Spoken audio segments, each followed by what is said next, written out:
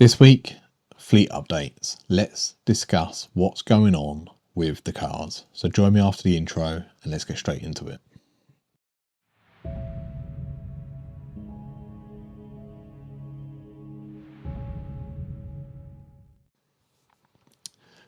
The weather is terrible, but we do have a few updates for you.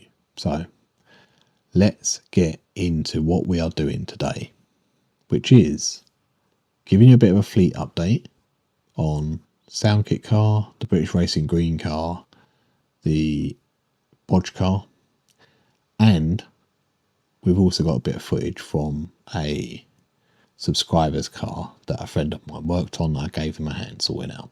So let's get into probably the most controversial car that I've had on the channel, which is the JCW R52 Soundkit Car.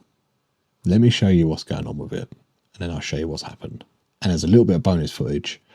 A subscriber that bought some parts has sent me a video on those parts fitted, so you can check out his car as well and let me know in the comments what you think. I'll cut back in after and then we'll talk about the racing green car. So hopefully, or not, we'll let you decide. I'll show you the car. So this is the R52 Soundkit car.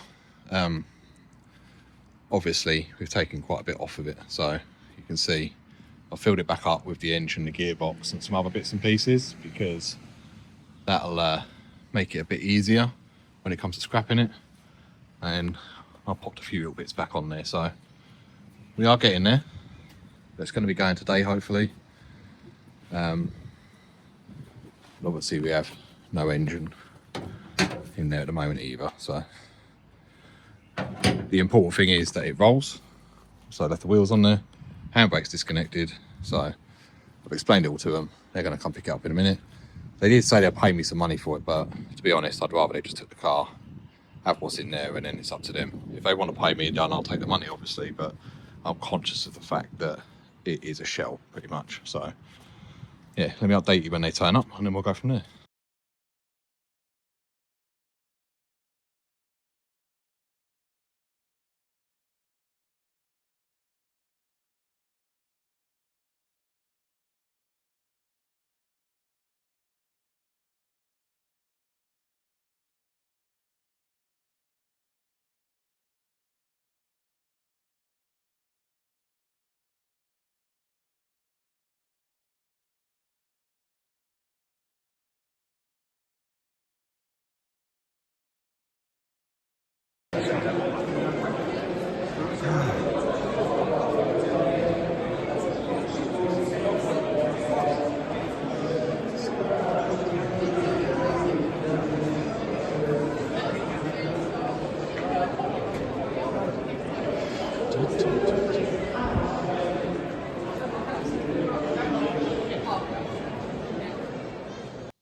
So yes, the car has gone to car heaven, I guess, if you want to call it that.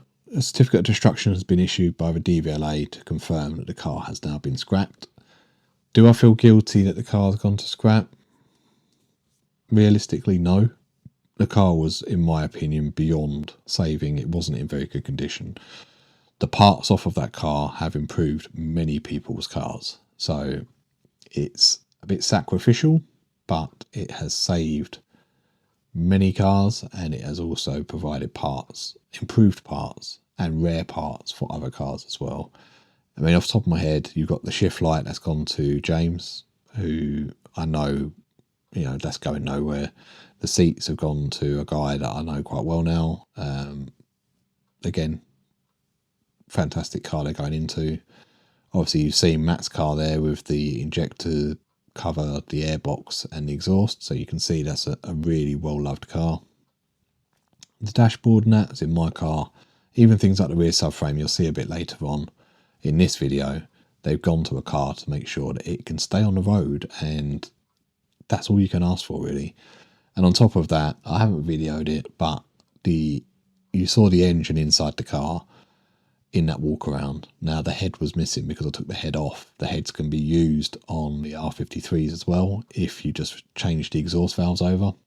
even the head, when I took one of the head bolts out, that was all sooty, which either indicates the head gasket has gone or it's going. So I don't think that would have survived much longer. I just don't think it was particularly well looked after. But let me know in the comments what you think, and obviously let me know in the comments what you think of Matt's car, because for an R50, that is stunning, really. The condition of it looks amazing. So let me know what you guys think. Let's move on to the British Racing Green car. We've got a few issues with that. That's currently off the road. It was over in my mum and dad's house, but when the convertible went to scrap, it means I could bring that car back over, and I thought I'd do a few bits on it. So I actually bought a couple of parts for it back in December, and I've only just got around to fitting them, and we've had a few fitment issues. So I'm not going to give you too much of an update on that, but what I will do is show you some of the dyno footage from when I took it over to get mapped late last year, and we'll probably need to take it back to get mapped again probably next couple of months, depending on obviously these parts. So let me show you some footage from the dyno day, and you can let me know what you think of the car in the comments below, and then we'll go on to quick update on the Bodge car and then what we've been up to. So see you in a minute.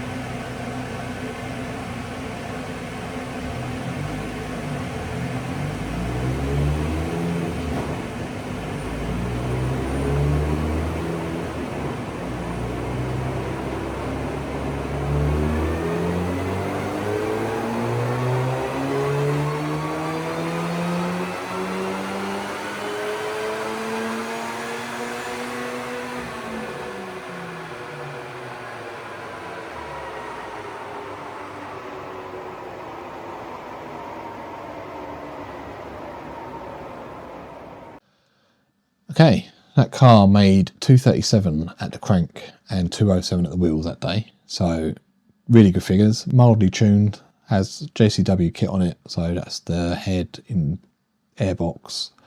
Upgraded the injectors to 550 injectors, 461 cat cam, 15% pulley, AirTech intercooler and Scorpion catback exhaust. They're the sort of main engine mods. There's a few other little bits in there, but nothing sort of fancy. And that's the figures we were getting. The mods that we are planning on fitting will push it a bit further, but obviously we'll cover those off in a later video. So the Bodge car, which is almost finished, that is, we'll call it the Bodge car, but it's not really a Bodge car anymore because it's sorted-ish. That's currently in for an MOT. So by the end of today's video, you will probably have the outcome of that. I'll pop it on the end if we get back down the garage before the end of this video. In the meantime, I'm going to show you is a guy called Nevin who dropped his car off. Now he is or I'm assuming he's a subscriber to the channel. I'm sure if he's watching he can post in the comments below. he messaged me about the subframe on the R52 Soundkit car. Now that subframe was in pretty good condition because it's low mileage. His one I think was picked up for corrosion on the MOT. So he asked about swapping that over, and then he had a couple of other little odd jobs where he had oil leaks, sump gasket. I think the sump was rounded, the plug was rounded off, and it needed a new sump on there as well, and the crank position sensor O-ring. So I have videoed that. I didn't do the subframe. That was done by a friend of mine, and to be fair, the other work was supposed to be done by him as well, but I thought I'd help him out a bit because otherwise he would have been out there all day. In fact, we probably were out there all day, but it would have been out there even longer. So anyway, not getting into the details, I'll pop it through now. You can watch it. Let me know what you think. Let me know what you think of the car in the comments below. In fact, let me know what you think of any of the cars so far in the comments below. And if you are watching this and you're enjoying this type of content on these older BMW Minis, don't forget to hit the subscribe button, because only 40% of you that watch these videos actually subscribe. So it'd be massively helpful if you could subscribe. But anyways, let's get into Nevin's car and show you what we were doing that day. It's actually quite a clean looking car. You can see down the back there, it's very tidy. There's not much oil leaking down the back. Expansion bottle is a bit old, but it does have a newish cap on it. Some of the pressure off of that.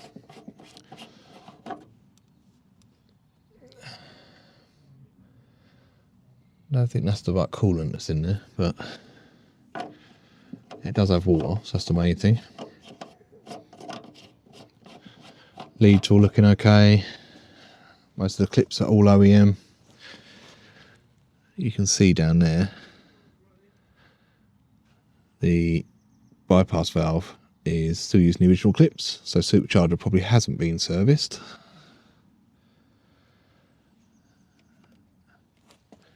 And that clip is all in down there as well. So he was saying he was getting some issues overheating,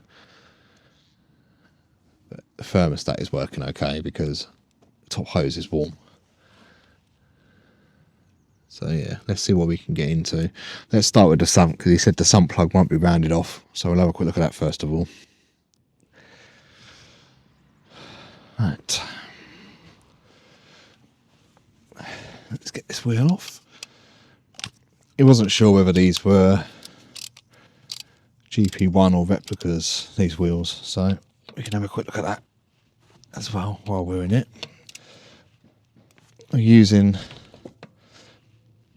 a nylon socket so we don't damage the alloys.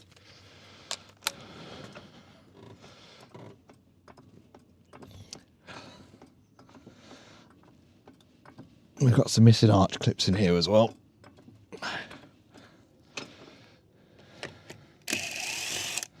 So we can maybe put them back in.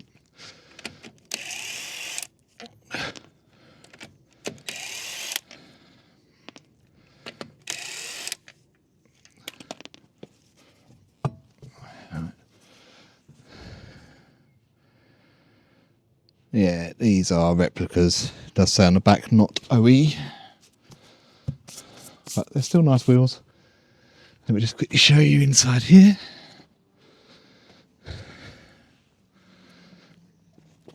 So you can see we've got 1, 2. There's one in there, there's one in there. That one's missing as well.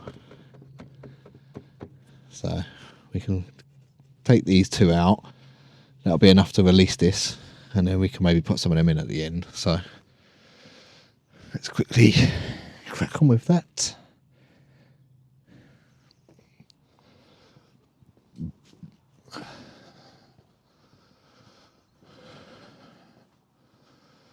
Grab some trim removal tool, a little yellow screwdriver.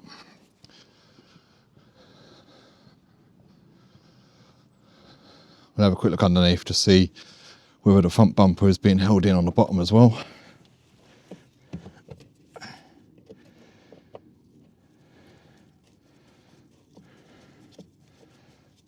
coming out nicely. There we go.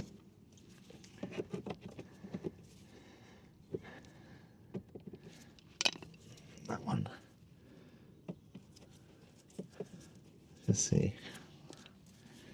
That's not coming up so easily, that one there. In fact, that one is broken, so.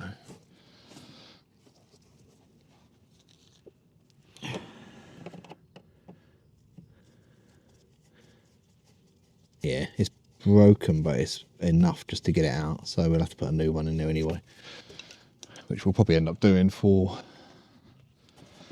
these missing ones.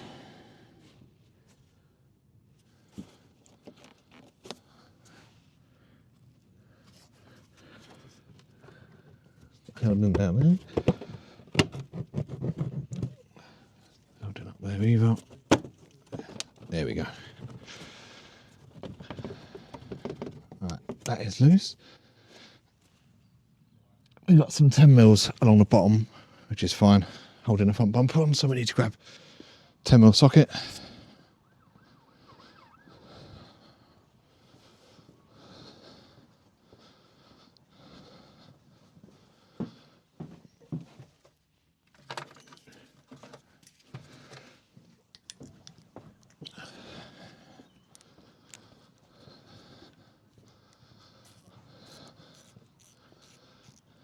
I'll quickly show you them as well. So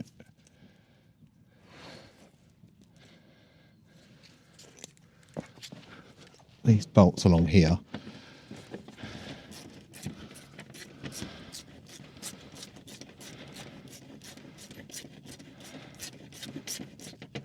get them out. It's quite unusual actually to see these still in there, so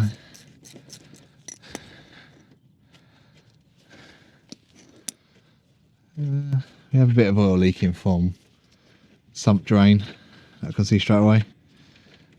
We've still got the under tray in place as well, so again, unusual. Normally they're gone as well.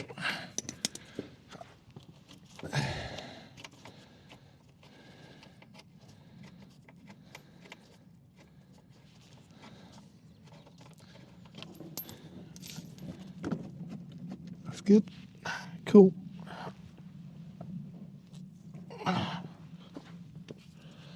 Cable tied in, so get a pair of snips for that. Put them on the sump.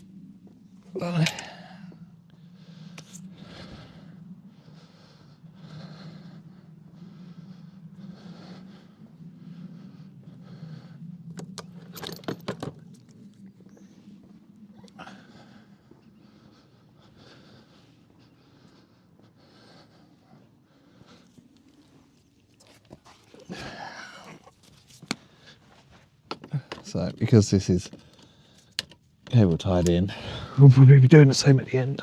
We'll just quickly show you what I mean. So the under tray, you can see rather than using the screws, there is a cable tie holding that in there. So let's just cut that off, and then that will drop down and slide back. So let's just move that out of the way. There we go, a good look underneath. So you can see we've got a little bit of oil drain dripping out of here, sump plug. There's a bit of oil along here as well. Quite a bit of oil here. So I think we'll clean it up a bit. Obviously get this sump off because we need to change the gasket for it. And then we'll go from there. It might be the crank position sensor, which is up here, blowing back down. So yeah, let me get the rest of the front bumper off and then we'll have a look in a sec. Right. So supercharger actually was in really decent condition, to be fair. Yeah, it's very clean. We've got a reasonably new gates belt on there by the looks of it. Crank position sensor O-ring that we showed before is down here. So There's a small 10mm on there. We'll get that out. Change that over. That'll be the first bit done. We can see the supercharger hasn't been serviced before because this bypass valve still uses these original clips, and if it's been serviced, I'll normally change these for Jubilees. But it is pretty tidy down here. You can see there's a bit of oil build up along the front here. Now that's probably going to be that crank position sensor O-ring, which is in there.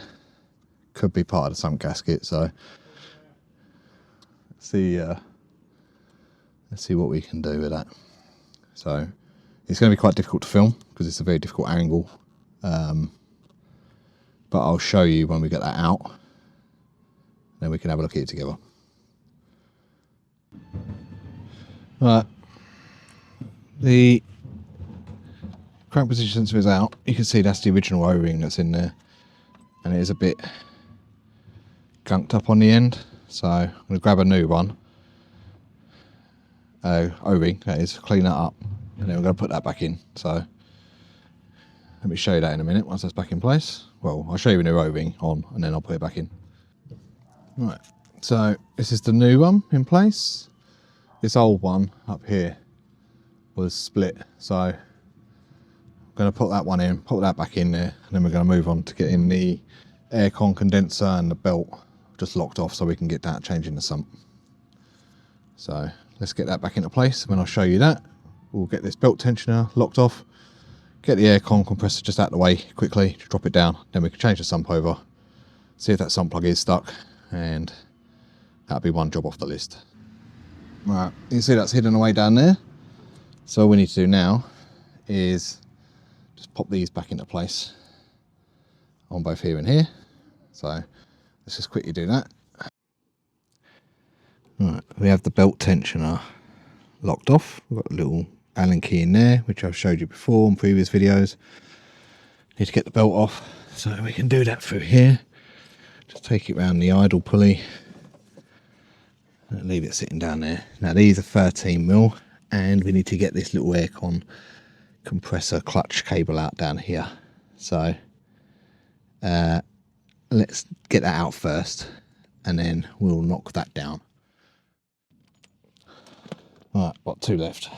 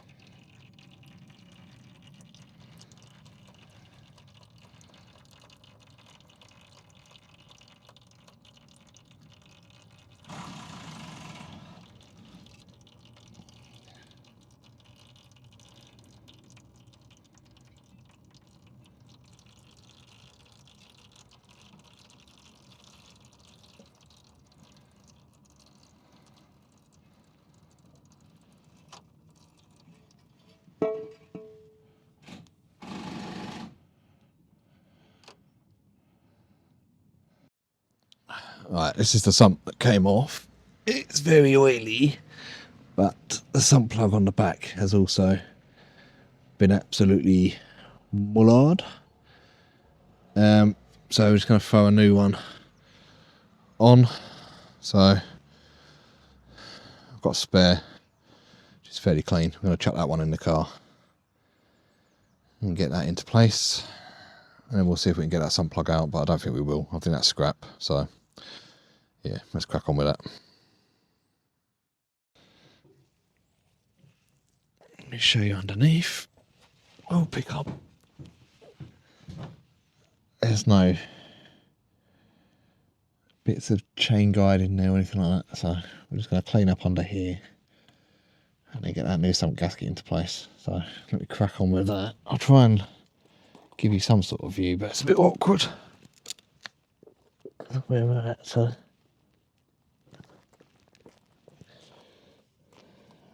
maybe like that. Give you some sort of idea.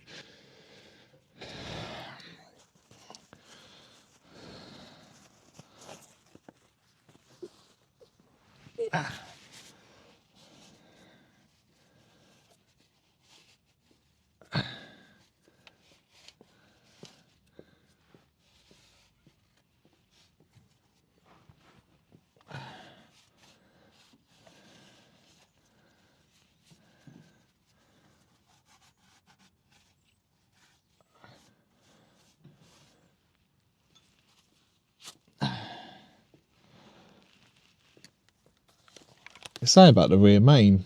Hey? You said about the rear main possibly leaking, but Can you see the bell housing with the sump off? yeah, do you want to have a quick look? So he was unsure, but you can, with the sump out the way over there, you can see the flywheel on it, so you can stick your head under and have a look.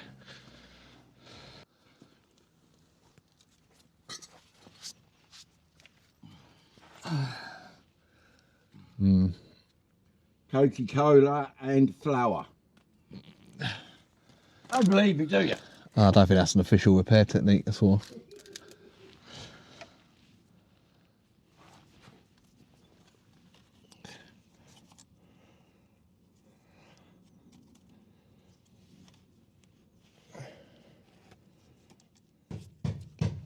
Let me just show you what we were looking at, and then we'll get the sump back on. So,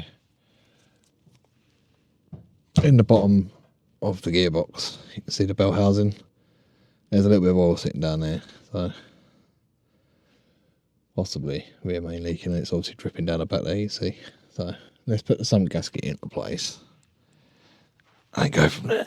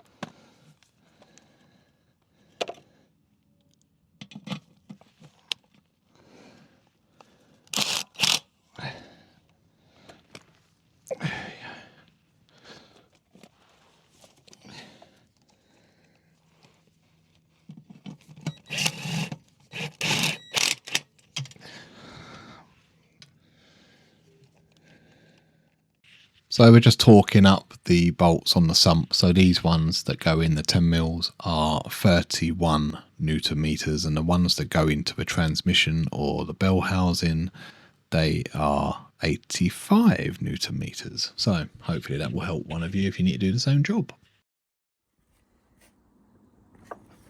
Tight.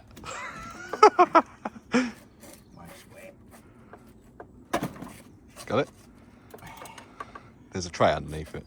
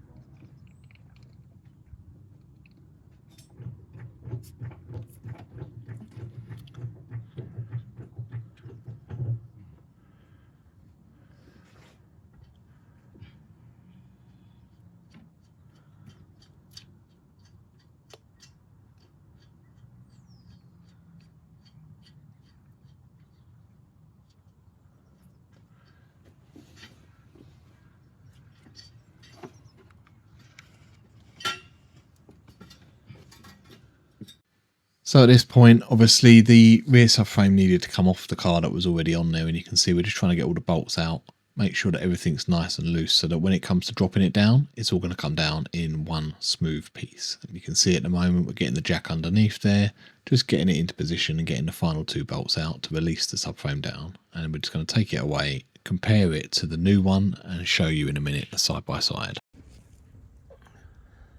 So here's a quick look under the car with the subframe out, and you can see it's not too bad under there. A little bit of surface corrosion, but we've definitely seen far worse, especially on that factory John Cooper Works car that I had back in October. And this is the subframe that come off of the car, so you can see there is quite a lot of surface corrosion on there. I've definitely seen worse, but on the same hand, this is definitely not as good as the one that's on the Soundkit car that we're going to be fitting, which you can see here. So you can see it's in far better condition. What we're going to do is get this one into place. We've got all the bolts there on that tray, so we're going to pick the best ones out of the full set that have come off both cars and then get this bolted back into shape. We've disconnected the handbrake cables as well, so we can just put them straight in, and then it's a quick swap over between the two. So day very quickly turned into night as we were refitting the subframe, so we had to get some lamps out there and get a big light on as well, whilst Nevin was very patiently waiting for his car. Now, there is quite a lot involved, and you need to make sure that you're doing this quite accurately. So things like the battery connection, the heat shields, the tank straps, the exhaust, the brakes need to be bled, the electrical connections need to go into place, and obviously the wheels need to go back on as well. So whilst it's important that we take our time and get everything right, Nevin very patiently waited for his car to be finished. So that brings an end to today's video. Thanks for watching. If you haven't already, please consider subscribing to the channel. Like I say, there's only 40% of you that have subscribed so far, and it'd be great to have a few more of you on board. Let me know in the comments what you think of some of the cars that you've seen today, especially Matt's car and Nevin's. Obviously, both quite well looked after. And hopefully, if we hear back from the garage, they'll be a little bit on the end of this video. So keep an eye out for that as well. If not, you'll have to find out next week, won't you? Thanks for watching. See you soon.